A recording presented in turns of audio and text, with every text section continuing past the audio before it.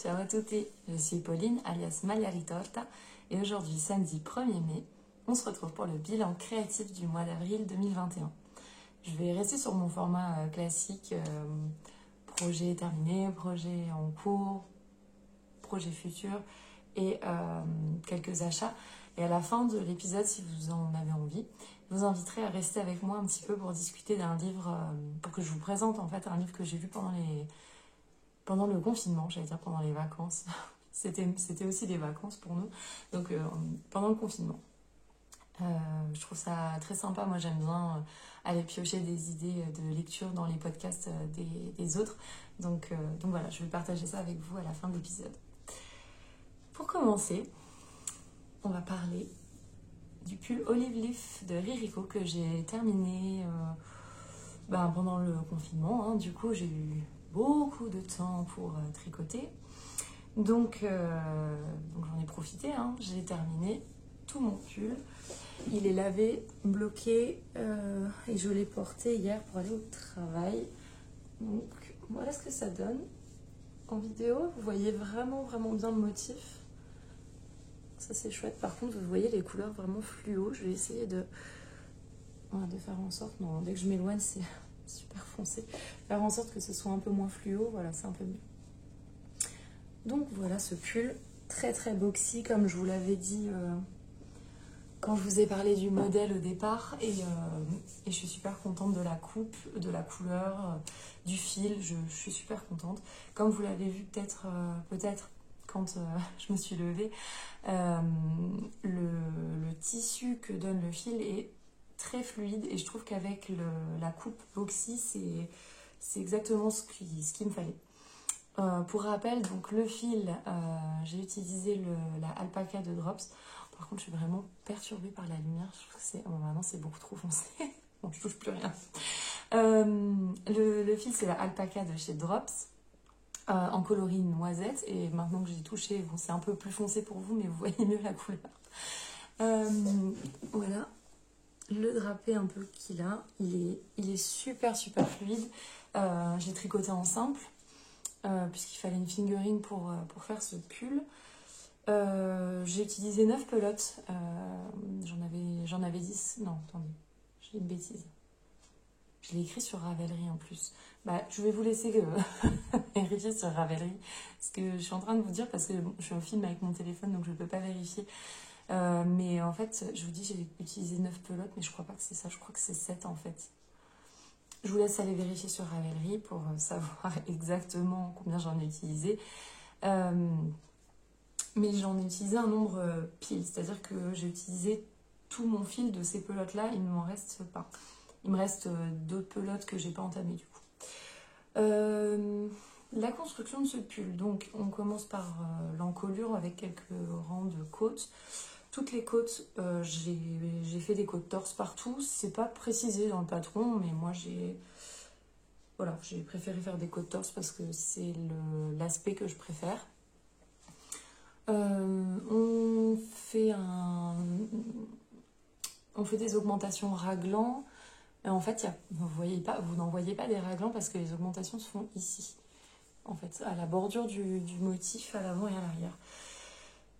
Puis après, on sépare l'avant, l'arrière. On tricote du jersey. Et quand on arrive vers ici, Ririko a eu la super bonne idée, je m'approche un peu maintenant, la super bonne idée de dire que si vous voulez rallonger le corps, j'essaye de parler trop vite là, tout se mélange.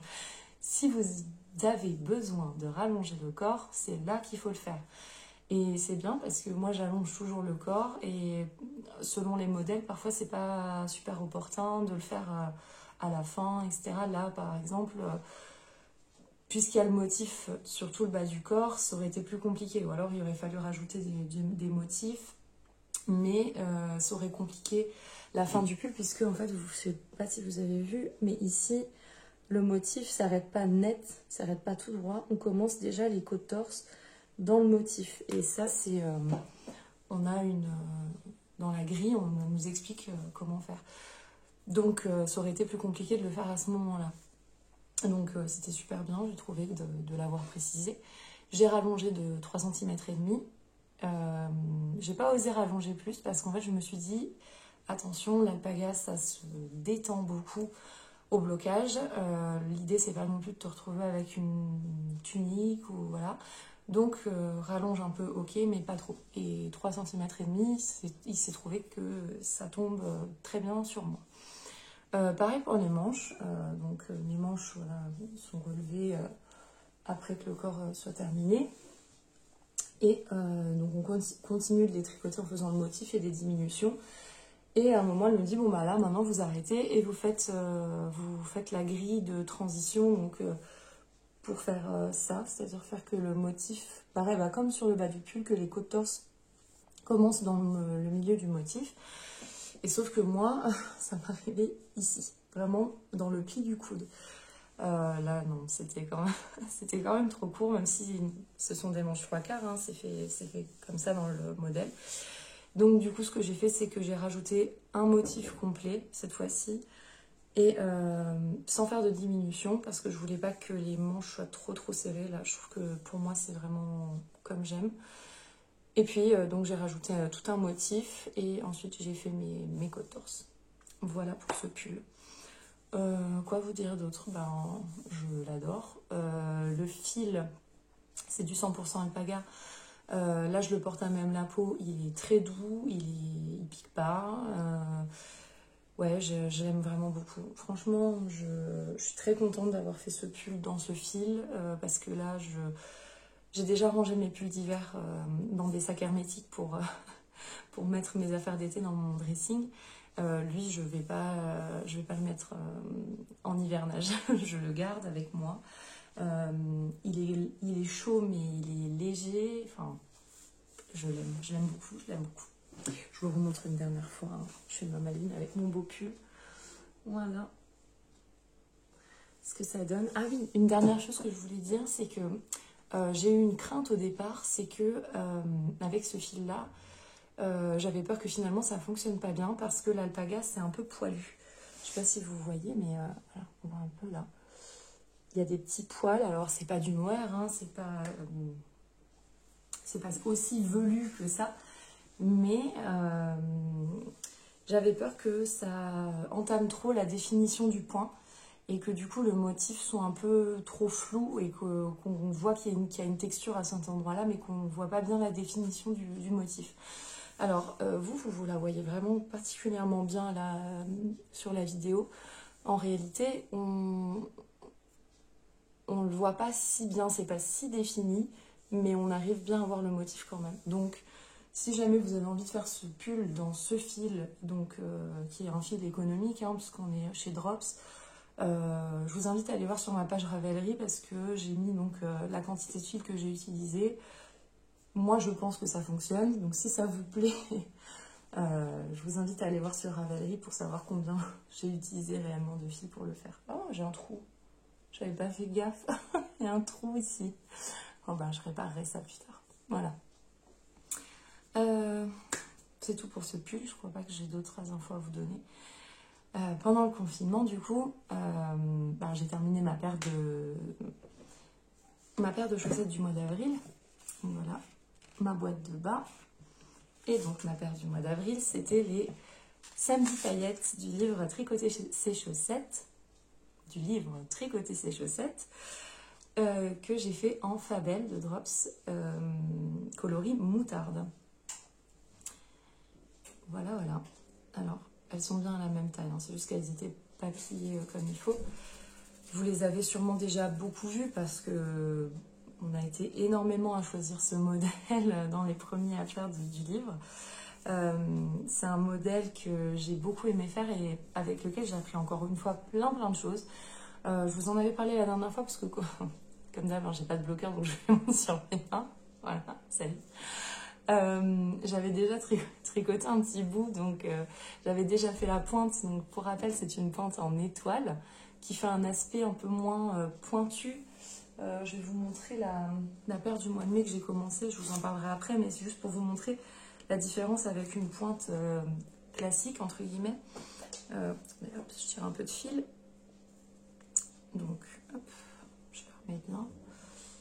Donc voici la pointe en étoile et la pointe classique. Vous voyez qu'elle est carrément triangulaire et l'autre est beaucoup plus arrondie.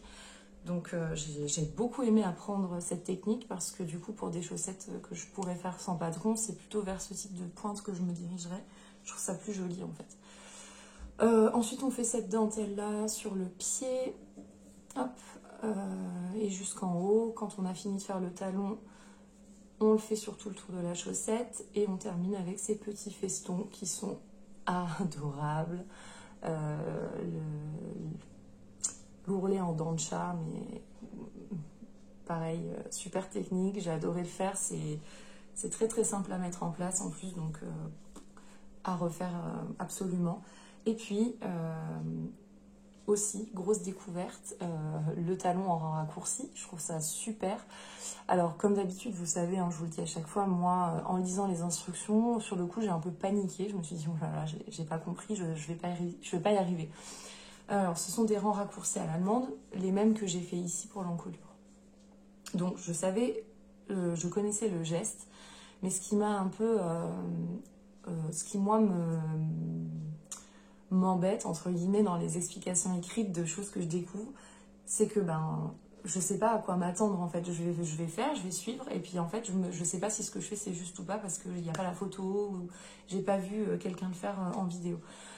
Donc comme j'ai fait ces chaussettes aussi dans le cadre du CAL tricoté, ces chaussettes qui se passent sur Discord, et ce qui se passait sur Discord, puisque c'est la participation au CAL, je pense que ça a été seulement jusqu'au 30 avril, donc c'était jusqu'hier.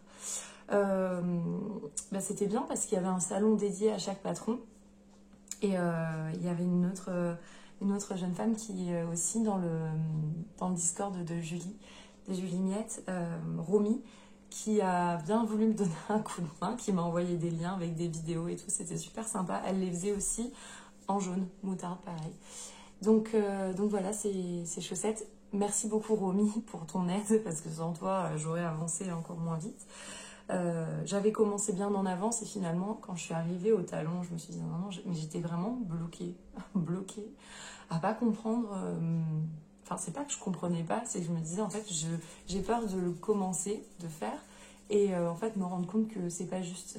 Et je déteste défaire, en fait. Donc voilà, donc j'ai demandé l'aide de Romy, elle a été super gentille. Encore merci à toi, parce que, voilà, du coup, j'ai ma paire de chaussettes du mois d'avril. Comme d'habitude, vous savez qu'il y a toujours, je vous montre à chaque fois mes erreurs sur mes chaussettes. Là, c'est pareil. La première, je l'ai super bien réussi. Alors, il y a juste au niveau de l'ourlet, je me suis rendu compte qu'il y a un endroit où j'ai pas cousu. Je sais pas pourquoi.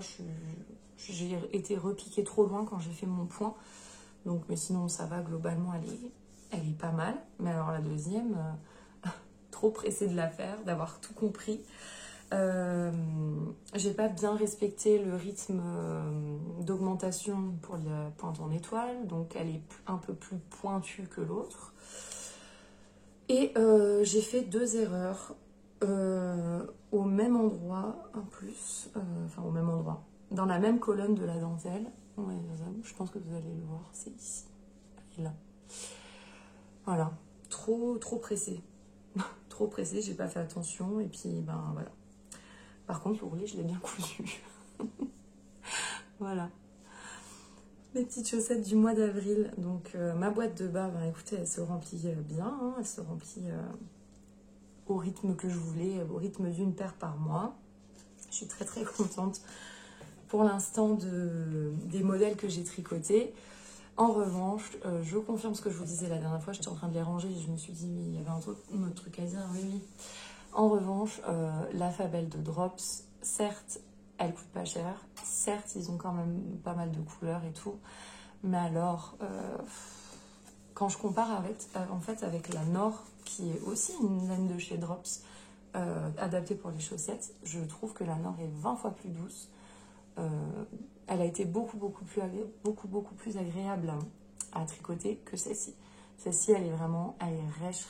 Et j'imagine même pas si vous essayez de la tricoter, par exemple, avec des aiguilles en bois, ça doit être un calvaire. Bref, je recommande pas ce fil. Libre à vous de l'essayer, et libre à vous de vous faire votre propre opinion. Mais si je devais vous conseiller plutôt un fil chez Drops pour faire des chaussettes, je vous conseillerais plutôt la Nord, qui est plus douce. Par contre, il y a moins de coloris, je pense. De mémoire, il y a moins de coloris. Mais beaucoup plus douce, beaucoup plus agréable. Hop, je remettrai les étiquettes. Je remettrai les étiquettes plus tard. Donc c'était mes 2 projets terminés en tricot au mois d'avril, du coup, puisque je me suis vraiment concentrée à fond sur mon pull pour le terminer ce mois-ci et pouvoir quand même un peu le porter, parce que je me disais, bon là, on arrive quand même sur le mois de mai, je suis pas sûre que tu vas pouvoir le porter longtemps et tout. Bah finalement, voilà, finalement, j'ai mis le turbo, je l'ai terminé. Et ma couverture, elle n'a pas bougé d'un poil. Je voulais même pas montrer la dernière fois non plus, mais bon, elle bouge pas, hein. Je l'ai pas du tout reprise, donc elle est là. Elle n'a pas bougé. Et quand j'ai fini mes 2 projets, je vous avais déjà anticipé la dernière fois le fait que j'avais très envie de faire Mario le raton laveur de Picapo. Vous l'avez vu furtivement. Bah voilà, là, je l'ai fait. C'est trop mignon. Je l'ai fait en 2 jours. Alors voilà, on était en confinement, j'avais le temps de crocheter. Avec toujours les fils de Rico Rumi que j'avais été acheter exprès pour être sûre de ne pas être en rade de fils en plein milieu, parce que maintenant avec les merceries fermées, c'est pas cool. Voilà. Et pour éviter de devoir faire une commande d'une pelote à 1,20 € sur internet. Donc, comme beaucoup de modèles de chez Picapo, on commence par la tête et le corps suit. C'est-à-dire que, contrairement au modèle que je vous ai présenté dans les précédents épisodes qui sont de Cookie, elle fait une tête et un corps séparé qu'on vient assembler ensuite par une couture. Ben là, non. Donc, ceux qui n'aiment pas la couture, chez Picapo, il y a un peu moins de couture puisque vous ne devez pas assembler la tête. La tête et le corps sont faits dans la continuité. Voilà, on fait le corps, on rembourre au fur et à mesure. Elle explique bien quand est-ce qu'il faut rembourrer. Il n'y a pas de... Si je le mets là, c'est moins fluo de nouveau, oui. Voilà, les explications sont toujours très claires. Mario vient du livre... le dernier livre qu'elle a fait, Les Amis de Picapo 2. Puis voilà, qu'est-ce que je peux vous dire d'autre? Alors, il est pas difficile à faire si vous avez déjà fait du jacquard en tricot, c'est-à-dire en crochet, c'est-à-dire que vous savez changer de couleur en cours de rang sans faire de démarcation. Alors là, ça va, de ce côté-là, c'est pas mal. De l'autre côté, je sais pas pourquoi ici, j'ai un trou là, entre mon blanc et mon... Enfin, entre mes lignes, dans ma ligne blanche, j'ai un petit trou ici. Bon. Voilà, et puis pareil pour le museau, il est fait avec la même technique.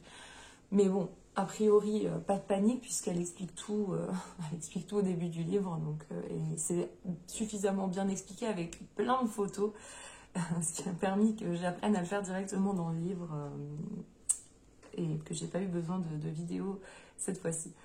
Voilà, on lui fait ses 2 petites oreilles, ses 2 petits bras qui sont rembourrés aussi. Et la queue, alors hop, la queue, vous voyez ici on a une démarcation, c'est parce que je fais mes changements en fait toujours au même endroit. Et donc ça par contre, j'ai pas cherché encore comment régler le souci du décalage en fait qui se crée entre les rangs quand on fait des grosses rayures comme ça. Voilà, il a un petit gilet qu'on peut enlever hein, du coup, hop, qu'on fait après. Qui se fait avec des brides, non, des demi-brides, voilà, et avec une petite bordure en maille serrée. Et voilà, et le tout est adorable. Je suis hyper dans les temps pour l'envoyer puisque le bébé à qui il est destiné est prévu pour d'ici quelques jours. Donc je vais m'empresser de l'envoyer lundi pour qu'il arrive en Belgique à temps. Et voilà, encore un super projet adorable de Picapo. Je sais plus si je vous ai déjà dit, les yeux de sécurité, je les avais achetés sur Amazon. C'est une boîte en plastique avec plusieurs tailles d'yeux qui sont tous noirs, avec les petites rondelles de sécurité, voilà.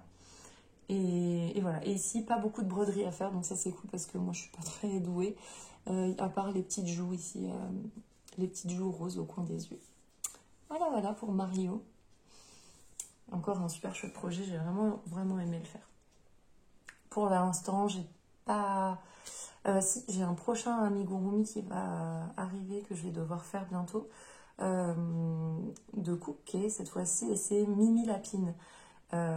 J'ai pas encore regardé le patron, mais je trouve que c'est un patron assez intéressant parce qu'en fait, on a l'impression que l'amigurumi porte un costume. Et j'imagine en fait que c'est fait d'une seule pièce, qu'on va pas faire un costume pour l'amigurumi, mais je suis très pressée de voir comment ça va se goupiller cette affaire. Voici, voilà. Voici, voilà. Mes projets terminés du mois d'avril. Concernant les encours, alors, puisque je vous l'ai montré déjà un petit peu tout à l'heure, je vais vous parler d'abord de ma paire de chaussettes du mois de mai que j'ai démarré hier soir.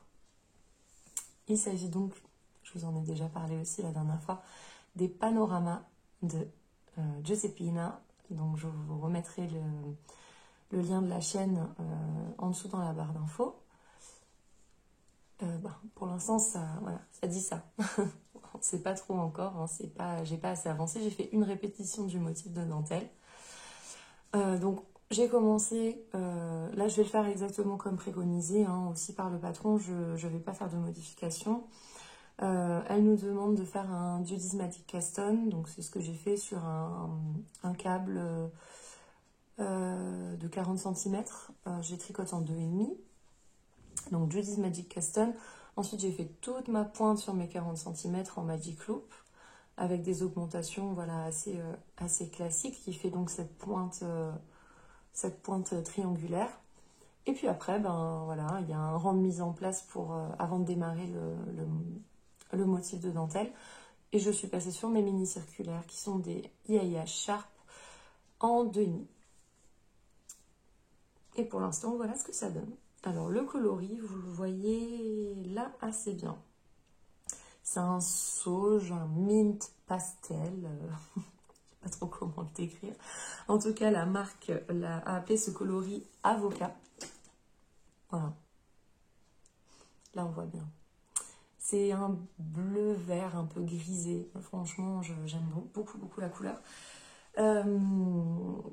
Je l'ai commandé chez Butinette, qui est donc un... Bon, je pense que c'est assez connu quand même, hein. Je ne vais peut-être pas vous présenter, mais bon, c'est une boutique en ligne dédiée aux loisirs créatifs. Et cette laine, je ne sais pas si j'ai l'étiquette ici. Je crois que je l'ai dans un autre sac. Non, je ne l'ai pas là. Mais c'est de la Volbut de Socli. De la Volbut Socli. Je vous l'écrirai en bas pour que vous retrouviez facilement. Donc, coloris Avocat. C'est de la laine mélangée laine et polyamide, 75%, 25%. C'est plus doux que la Fabelle. C'est moins doux que la Nord. Mais c'est plus agréable à tricoter que la Fabelle. Elle se dédouble pas.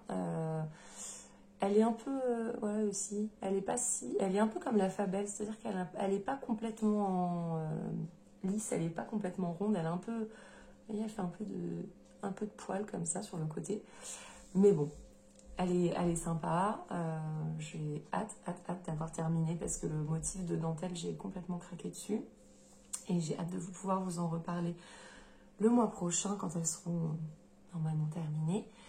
Et il faut que je me dépêche de les tricoter parce que très bientôt, je vais recevoir normalement de la laine de la part d'Aurore, dont je vous mets le lien du profil Instagram en dessous, qui a aussi un podcast, donc je vais vous linker les deux, le compte Instagram et la chaîne YouTube, qui se met à la teinture et qui a proposé qu'on teste pour elle, qu'on fasse des chaussettes pour elle avec sa laine. Et donc elle m'en envoie, là je vais la recevoir incessamment sous peu, donc je suis très contente. Mais alors il faut que je termine rapidement ma paire de mai pour pour démarrer ma paire de juin avec la laine d'Aurore. Donc Aurore, merci d'avance. J'ai hâte de recevoir le paquet. Et je vous montrerai tout ça bien sûr sur Instagram parce que voilà, je l'aurai peut-être reçu et déjà tricoté au prochain épisode. Donc si vous voulez voir un peu en avance et si Aurore m'autorise à montrer bien sûr, je vous montrerai tout ça sur Instagram au mois de mai. Et puis, ah oui, mon nouveau gros projet. Je sais que j'ai le droit de vous en parler, donc je vais vous en parler rapidement. Je ne vais pas vous donner de gros détails parce que c'est un test. C'est mon tout premier test, je suis super fière. Je teste pour Julie le Dark Berry. C'est son pull avec un super beau raglan. Alors là, la couleur, vous la voyez par contre pas du tout comme elle est normalement, puisque là, vous la voyez complètement bleue et en fait, c'est vert. Donc là, la couleur est pas du tout la bonne. Je sais pas si vous l'avez vu passer ou pas, mais donc c'est un pull déjà que je vous invite à aller voir sur la page de Julie, qui avait une encolure assez près du cou, des manches ballon et qui est assez cropped et relativement ajustée. Vous voyez que c'est complètement ce que j'ai l'habitude de tricoter, hein, des encolures proches du cou avec des manches ballon et ajustées et cropped. Donc je sors complètement de ma zone de confort pour Julie. Mais en fait, quand elle a envoyé l'appel au test et que j'ai vu la photo, j'ai craqué. J'ai trouvé que c'était vraiment super joli. Je vous montre où j'en suis. Alors, essayez de vous montrer correctement. Bon, bah, la couleur, je suis désolée, mais c'est pas du tout ça. Oh, c'est incroyable. Alors, c'est absolument pas bleu, normalement. J'arrive pas. Ce que je vais faire, c'est que je vais essayer de faire une belle photo qui rend justice à la couleur et je vous l'insérerai parce que là vous voyez pas du tout la bonne couleur, mais en tout cas ce que vous voyez bien c'est le raglan. Voilà, donc il est caractérisé aussi ce pull par ce raglan décoratif qui est vous le verrez, facile à mettre en place. Je vais couper pour pas être interrompue lors du montage. Je disais donc un raglan décoratif super joli qui est facile à mettre en place et puis le pull va super vite et il monte super vite. Le fil, il se tricote en diquet. Moi j'ai choisi de la Merino extra fine de chez Drops encore. Et le coloris c'est brume forestière, donc c'est vert, hein, je vous le dis encore, hein, c'est vert, c'est pas du tout bleu. Mais j'arrive pas du tout à vous montrer la couleur. Puis si je me rapproche, j'ai l'impression que c'est encore pire. On n'y arrivera pas. Je vous mettrai une photo, promis. Voilà où j'en suis pour l'instant. Oh là, bah, je suis sur le côté, donc forcément ça va pas bien. Voilà. Je suis sur quel côté? Hop, comme ça. Ça va vite parce que c'est du diquet, c'est des aiguilles qui sont quand même assez grosses. En fait, par rapport à ce pull-là, ça va très vite. Donc pour moi, c'est un tricot qui est super satisfaisant. J'ai hâte de l'avoir terminé. Bon, j'en suis loin encore, hein, mais j'ai hâte. Et puis ouais, bah, regardez ce raglan, quoi. C'est super joli. Je vous rapproche un peu pour que vous voyez bien. Ça fait... c'est super sympa. On dirait des petites feuilles. Voyez, on voit un peu mieux. On voit pas du tout la couleur, mais on voit bien le motif. Et ça, c'est aussi dû à la laine. Je vous ai montré la pelote tout à l'heure, mais vous voyez, le fil, il est... Donc là, vous voyez pas, puisque c'est complètement flou. Mais le fil... Si j'essaie de faire une mise au point, je sais pas. Le fil est très rond. Il est très rond, pas du tout poilu, très... ouais, très rond, quoi. Très élastique aussi. Et en fait, ça fait une très belle définition du point. Voilà, le petit test pour Julie. Donc, je vous le montrerai à sa sortie, quand je l'aurai terminé. Enfin, à sa sortie, quand je l'aurai terminé. Je ne vous le montrerai pas quand je l'aurai terminé, parce que les photos des projets finis, Julie nous a demandé de les garder pour nous jusqu'à la sortie du patron. Donc, je vous montrerai le pull terminé et porté quand le patron sera sorti. Voilà. On a le droit de vous montrer quand l'avancée du projet, mais on n'a pas le droit de vous montrer le projet fini. Donc, pour respecter les volontés de Julie, vous verrez seulement, je vous montrerai seulement quand il sera, quand le patron sera publié. Voilà. C'est très très beau. Il va être super. Par contre, celui-là, il va vraiment être chaud. Donc, je ne sais pas si j'aurai l'occasion de le porter avant la rentrée, mais bon, on verra bien. Et voilà pour mes 2 projets en cours. Je vous ai dit mon amigurumi à venir. Je vais vous montrer donc mes achats. Forcément, j'ai acheté... Ah bah voilà, je voulais vous montrer l'étiquette. Je l'avais juste à côté, ma pelote. Mes achats, donc j'ai acheté la laine pour faire les chaussettes panorama. Puis bon, on va pas juste acheter 2 pelotes sur un site. Donc tant que j'étais sur le site de Butinette, j'ai acheté de la Regia Tweed. Alors en gros, là, ce que vous voyez, c'est la grosse étiquette qu'ils m'ont mis dans la commande. Elle s'est collée sur la pelote, mais bon, c'est pas grave. Donc j'ai pris le coloris écru qui a ces petits tweed caramel et noir, marron. Très très joli. Et j'hésitais beaucoup à faire les panoramas avec celle-ci en fait, mais enfin, je trouvais ça très chouette l'idée de faire de la dentelle avec du tweed. Et puis je me suis dit, bon, c'est mes chaussettes du mois de mai, le tweed, pour moi c'est quand même assez... ça me fait quand même penser plutôt à des saisons froides et tout ça. Donc je garde mes 2 pelotes pour plus tard, pour l'automne sûrement. Je sais pas encore ce que je ferai avec. J'ai un reste de mon fil, la fil dont je me suis servi pour mes Verse Socks de Sarah Nordlund. Je crois que la couleur irait vraiment bien avec pour faire un contrastant. Donc je garde l'idée pour plus tard. On verra bien à l'automne ce que ça donne. Et en parlant du tweed, je l'ai là, je sais pas si je vais réussir à les sortir sans faire tomber le téléphone qui est posé un peu en équilibre, puisque le trépied que j'utilise habituellement est cassé. Donc là, j'ai fait alors, pour tout vous dire, vous êtes posé sur un bout de table, non pas un bout de table, un bout de canapé, oui, on appelle ça un bout de canapé, dans lequel je range des pelotes, sur lequel qui est posé lui-même sur ma table basse, sur lequel j'ai posé 2 boîtes de jeux de société et une bougie pour pouvoir poser mon téléphone. Voilà, vous savez tout.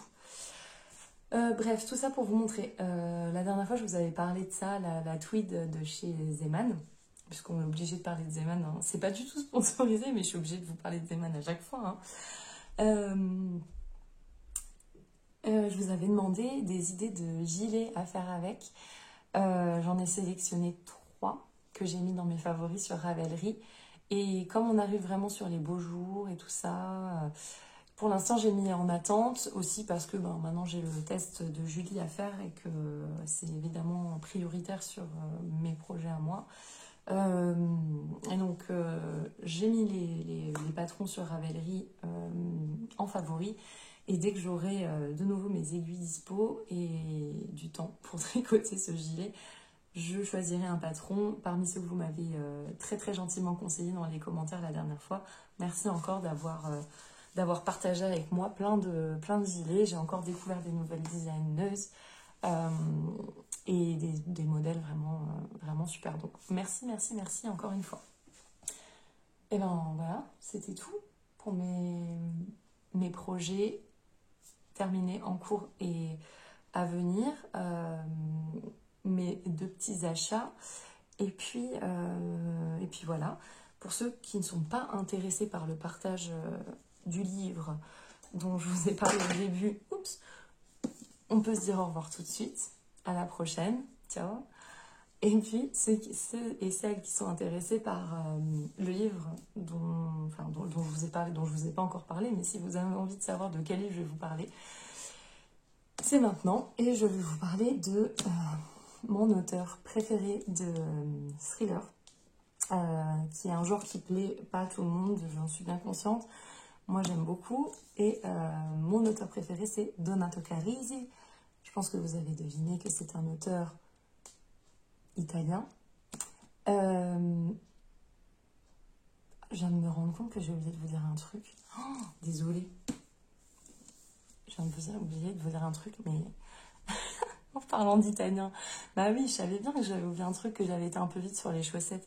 Bah alors les panoramas, alors désolée de la digression. Les panoramas, elles sont avec un patron en italien. Ben ça change tout en fait. C'est rédigé comme un patron en français. Il y a des abréviations, mais ce sont des abréviations qui sont des abréviations de l'italien et de termes que je ne connais pas parce que dans mes études pour devenir professeur d'italien à l'époque, dans le vocabulaire que j'ai appris, il n'y avait pas le vocabulaire du tricot. Donc je suis en train d'apprendre à dire maillon droit, maillon vert, voilà. Je savais dire my torse déjà, hein, mais je ne savais pas punto a dritto, punto a rovescio. Enfin, je sais pas, je suis en train de tout apprendre là et ça m'a ouvert un nouvel univers. J'apprends plein de nouvelles choses, je suis trop contente. Donc voilà, juste par rapport à ces chaussettes, je devais vous dire ça, c'est que je trouve ça aussi très rigolo d'apprendre en même temps de nouvelles choses en italien en apprenant, en tricotant en tout cas. Bref, revenons à Carisi. Alors, peut-être que vous le connaissez parce qu'il a été traduit en français et c'est pour ça que je vous en parle. Hein. Je ne vais pas vous proposer de lire un auteur en italien alors que je ne sais pas si tout le monde lit l'Italie et parle l'italien dans les gens qui me suivent. En tout cas, c'est un auteur qui a été traduit en France dès son premier roman et quasiment tout de suite après la sortie en Italie, donc qui a eu un très grand succès aussi ici. Son livre le plus connu, je crois que je l'ai en français, je vais le chercher dans ma bibliothèque.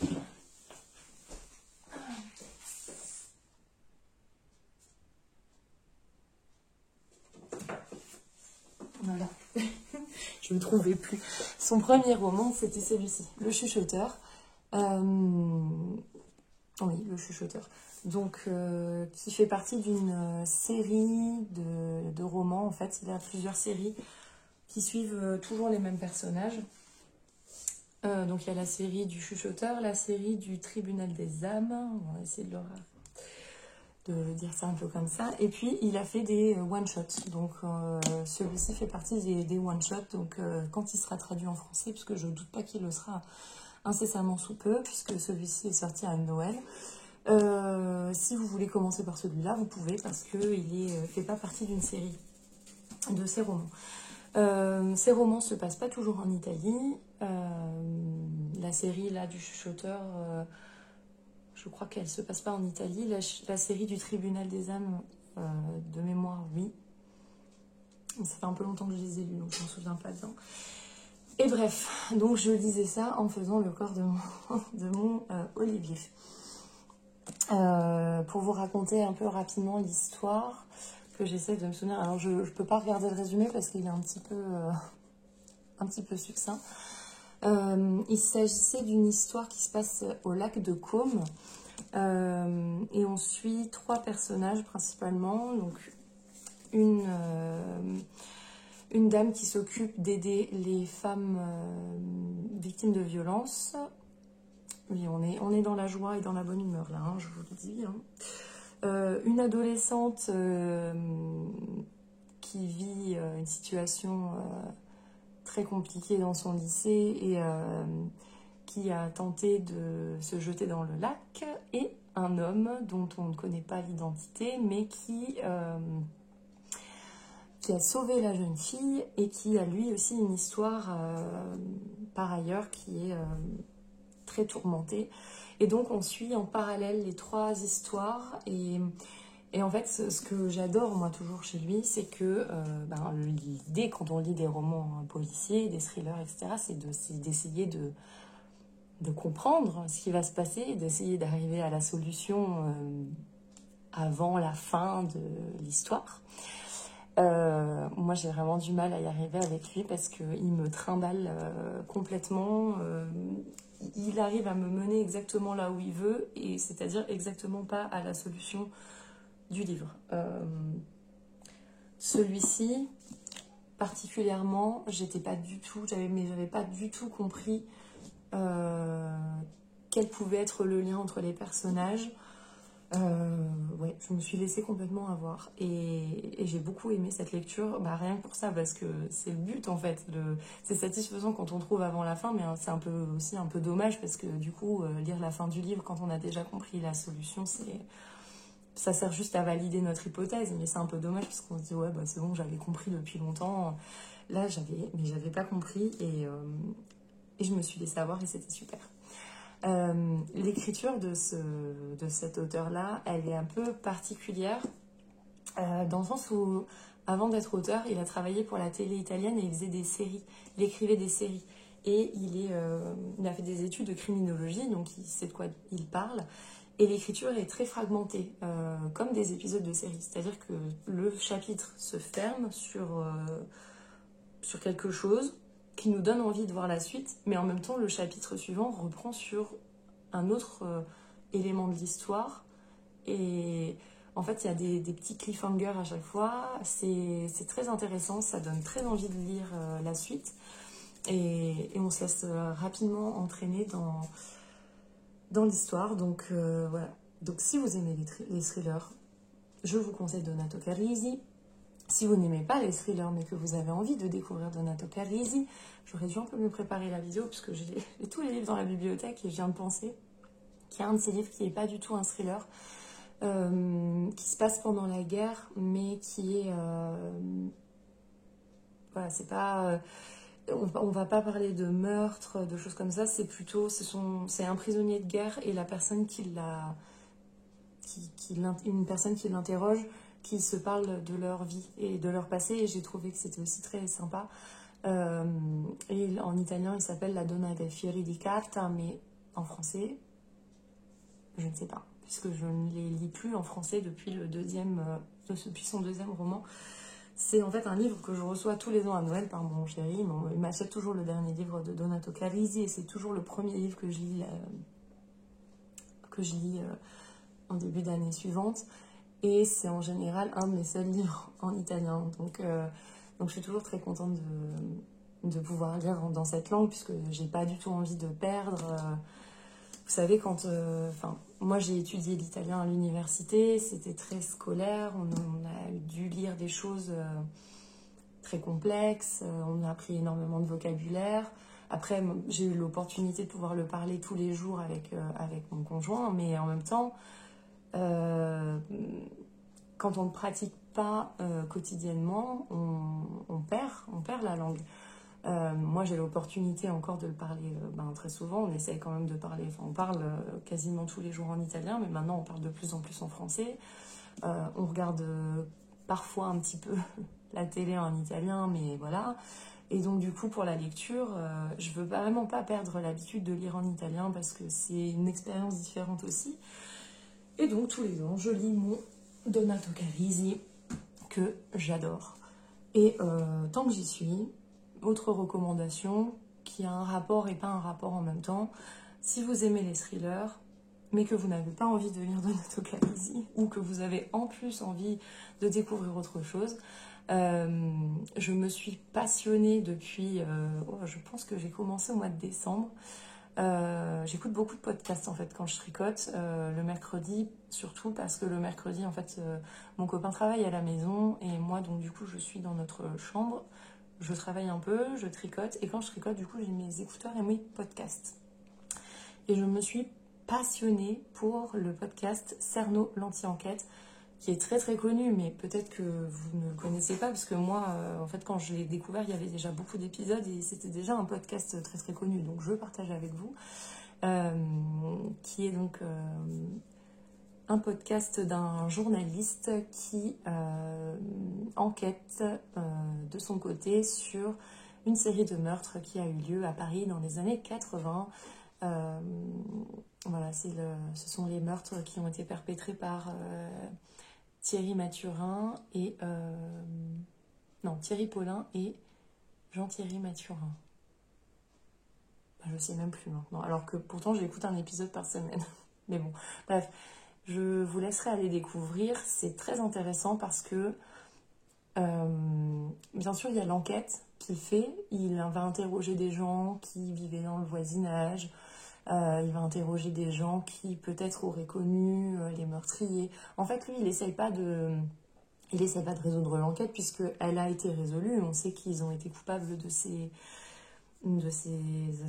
atrocités. Mais lui, ce qu'il veut, c'est comprendre qui ils étaient et qui étaient les victimes, quel était leur passé. Et donc, du coup, l'enquête, c'est le sujet principal. Mais là, par exemple, il est en train, en ce moment, d'explorer le passé du père d'une des victimes. Et en fait, c'est très, très intéressant. Je peux que vous conseiller si vous aimez les romans policiers. Et voilà. Si vous aimez aussi les podcasts, parce que c'est une expérience...